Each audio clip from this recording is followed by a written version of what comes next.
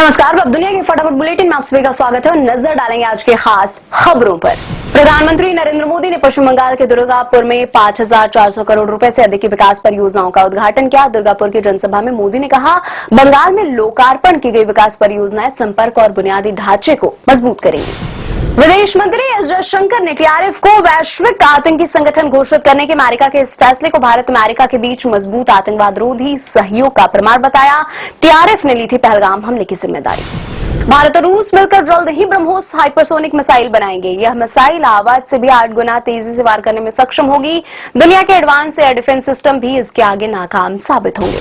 प्रधानमंत्री नरेंद्र मोदी ने शुक्रवार को बिहार के मोतिहारी में 7200 करोड़ रुपए की परियोजनाओं की सौगात दी। इस अवसर पर उन्होंने बताया कि 2 दशक पहले बिहार किस तरह हताशा में डूबा हुआ था। आरजेडी और कांग्रेस के राज में विकास पर ब्रेक था। गरीब का पैसा गरीब तक पहुंचना असंभव था। बिहार के मुख्यमंत्री नीतीश कुमार ने शुक्रवार को कहा कि राज्य में 125 यूनिट मुफ्त बिजली देने का निर्णय प्रधानमंत्री नरेंद्र मोदी की सलाह के अनुरूप लिया गया है। लोगों को अब बिजली के लिए भुगतान नहीं करना होगा। दिल्ली के 45 स्कूलों को शुक्रवार सुबह बम से उड़ाने की धमकियां मिली। इसके बाद छात्रों और अभिभावकों में दहशत फैल गई। इस हफ्ते यह चौथा दिन है जब राष्ट्रीय राजधानी में स्कूलों को लगातार बम से उड़ाने की धमकियां मिल रही हैं। बेंगलुरु के करीब 50 स्कूलों को शुक्रवार सुबह बम से उड़ाने की धमकी मिली, जो जांच के बाद फर्जी पाई गई। पुलिस ने बताया कि स्कूलों को ईमेल भेजने वाले ने दावा किया था कि उसने संबंधित स्कूलों के कक्षों में कई विस्फोटक उपकरण रखे हुए हैं। कांग्रेस महासचिव जयराम रमेश ने कहा, 21 जुलाई से आरंभ हो रहे संसद के मानसून सत्र के दौरान पहलगाम आतंकी हमले के हमलावरों के अब तक न्याय की जद से बाहर रहने, ऑपरेशन सिंदूर पर कुछ अधिकारियों के खुलासे, अमेरिकी राष्ट्रपति डोनाल्ड ट्रंप की मध्यस्थता संबंधी दावे और चीन के विषय पर कम से कम 2 दिन की चर्चा होनी चाहिए। इस मांग को लेकर कोई समझौता नहीं हो सकता है। शिकोपुर जमीन खरीदी मामले में रॉबर्ट वाड्रा के खिलाफ ईडी की चार्जशीट को राहुल गांधी ने बताया षड्यंत्र। कहा, 10 साल से किया जा रहा है परेशान। कार्रवाई को बताया राजनीति से प्रेरित। महाराष्ट्र विधानसभा में मारपीट मामले में एनसीपी विधायक जितेंद्र आव्हाड के खिलाफ एफआईआर दर्ज। शुक्रवार को विधानसभा की लॉबी में भाजपा और शरद पवार गुट के विधायक समर्थकों के बीच हुई थी मारपीट। स्पीकर ने बनाए सख्त नियम। कैश कांड में फंसे इलाहाबाद हाईकोर्ट के जस्टिस यशवंत वर्मा ने सुप्रीम कोर्ट में लगाई याचिका। दोषी ठहराने वाली जांच रिपोर्ट को रद्द करने की मांग। यशवंत वर्मा के खिलाफ महाभियोग की तैयारी। ईडी ने शराब घोटाले में बड़ी कार्रवाई करते हुए छत्तीसगढ़ के पूर्व मुख्यमंत्री और कांग्रेस के वरिष्ठ नेता भूपेश बघेल के बेटे चैतन्य बघेल को गिरफ्तार कर लिया है। रायपुर की एक अदालत ने चैतन्य को 5 दिन की ईडी हिरासत में भेजा।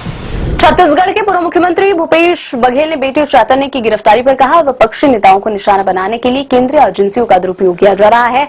उन्हें न्यायपालिका पर भरोसा है।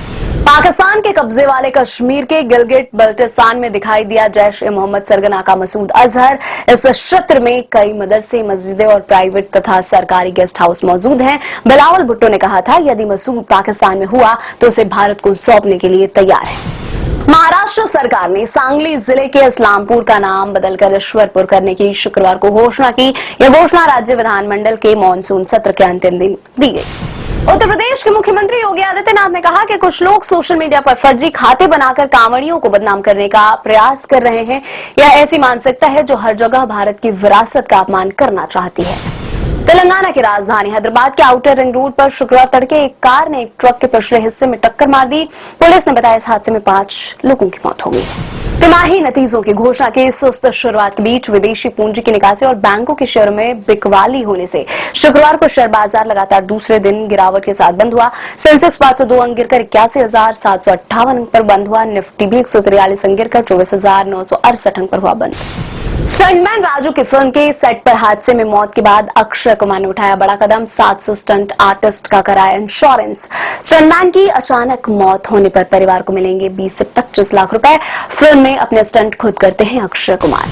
साउथ सुपरस्टार विजय देवरकोंडा की तबीयत हुई खराब। डेंगू होने के बाद अस्पताल में भर्ती हुए विजय बीते कुछ दिनों से अपनी फिल्म किंगडम के प्रमोशन इवेंट में नहीं दिखाई दे रहे थे। विजय 31 जुलाई को रिलीज हो रही है फिल्म किंगडम। ये थी आज की फटाफट बुलेटिन। ऐसी ताजा अपडेट्स के लिए लगातार बने रहे हमारे साथ, यानी कि विजिट करें वेब दुनिया पर।